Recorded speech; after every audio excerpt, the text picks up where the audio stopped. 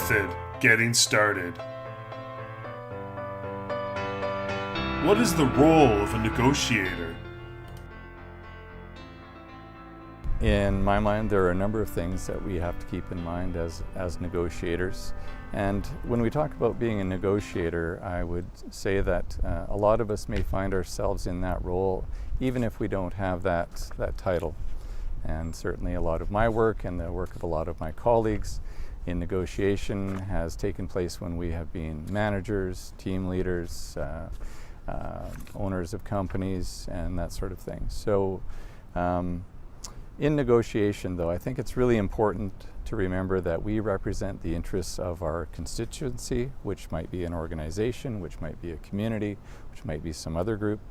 And it's important that we keep their priorities as our standard, as our primary focus in those negotiations, and that anything that might constitute self-interest, that we be very careful of that, and avoid temptations to allow our own fears or aspirations and that sort of thing to cloud the negotiations.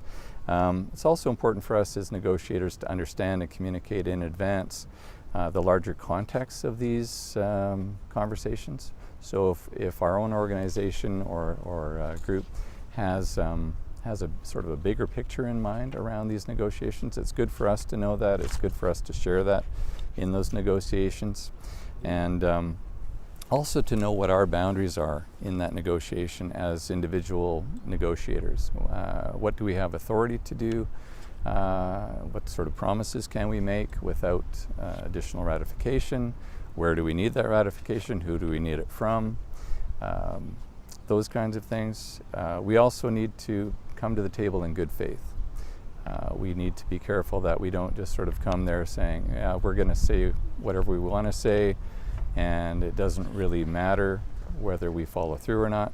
We need to be prepared that if we provide information, that is good information. If we make a commitment, that we're going to hold to our part of fulfilling that commitment. We need to make sure that we honor any without prejudice conversations during those negotiations. So without prejudice is when we allow for conversations to happen without people being held to fulfilling specific obligations, unless at the end of the negotiation it's agreed that those will be commitments to be held to. So if we allow for some free time for people to offer up ideas or options or to hash through things, we need to allow them the confidentiality and to not be held to those specific pieces. It allows for much freer conversation, more creative ideas, and also that building of trust that I talked about. To hear the interests and concerns of all present. So it's really important with any negotiation that you be prepared to hear. More than you need to be prepared to present. Presenting your own constituents' interests clearly is important. Understanding them, knowing what the most important features are is important.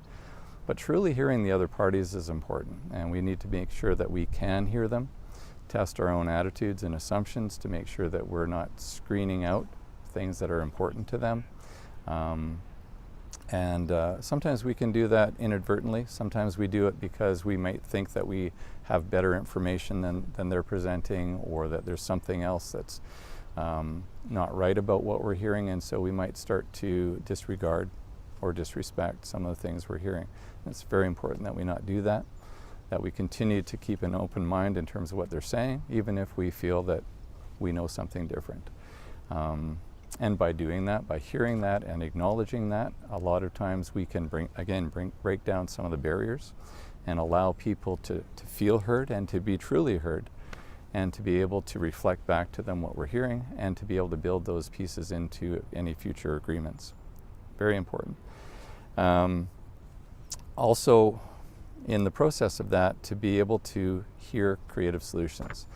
If we're representing a government or an organization where we've been given very strict parameters for what we're allowed to consider at the table, even if that's the case, we can be more open-minded to hear, at least to hear someone express to us what they've got in mind.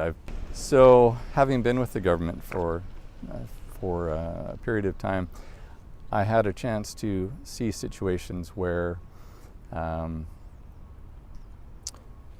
initially when creative solutions from other stakeholder groups or even internally arose, sometimes there were initially very strong positions against those creative solutions. But over time, given sometimes changes in who was in charge, or changes in political agenda, or other increases in knowledge in various areas, some of those same options eventually became the course of direction for our department. And so just because we can't perhaps, or we don't think we can achieve a given solution on a given day, doesn't mean we shouldn't listen to it and consider it.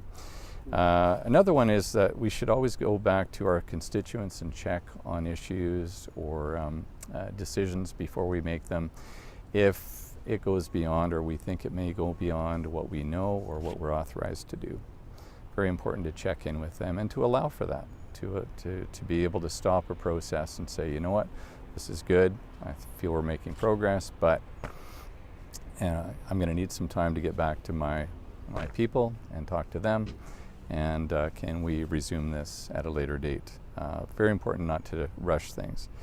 And lastly, it's important for us to test agreements or other products of these conversations against the interest of each group, and not only our own, but even the others. So for example, if you and I were in the middle of a negotiation and maybe it had been long and drawn out and tough, but we made good progress and we're so close to having an agreement, it might be tempting for us to quickly draft something up that reflects that and sign it. But really important for us to stop and consider, does this meet all of our interests for all of our groups? If I'm looking at you and I see you go, sure, that would work, but I perceive that perhaps there's some hesitation, it would be incumbent upon me to say to you, are you sure, Martin? You know, because I want this to work for you too, and for your organization. I don't want you to rush this. Very important to test these things ahead of time for things like legal,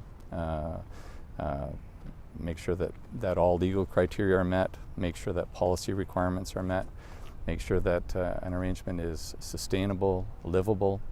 One of the last questions I ask parties in a mediation or a negotiation is, can you live with this? I know you can accept it, but can you live with it? Will this really work for you over time? Will it be able to survive real life and the realities that we're building into this agreement? It's going to be a long term. There are going to be significant commitments. Is that really going to work, or do we need to take some time just to rest and then come back at this? So really important for the negotiator to be willing to do that, and sometimes to lead that process. Yeah. And I guess one last thing is still to make sure that if there are interests or issues that can't be addressed as part of that process, because sometimes the parameters for a given process under a given agreement, let's say, may not allow for other types of things to be addressed at that table, but they're still important to both parties or to even one of the parties. It's important to document those and to bring those forward in a way that is acceptable and meaningful to the parties at the table, so that they're not lost, because perhaps there's another process that can be looked at to address those issues.